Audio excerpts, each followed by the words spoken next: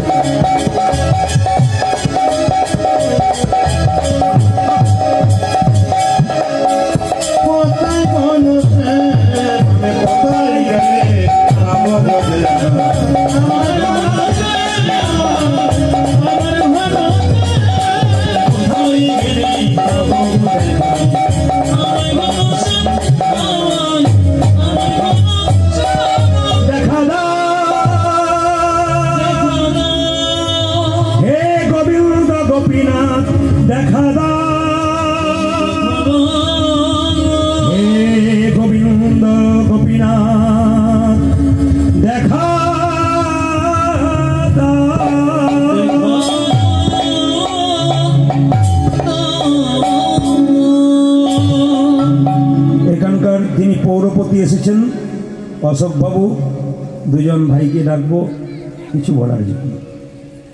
একবার আসুন, 1 মিনিটের জন্য আসুন। আপনি দুটো কথা বললে ওনারা খুশি হবেন। আসুন।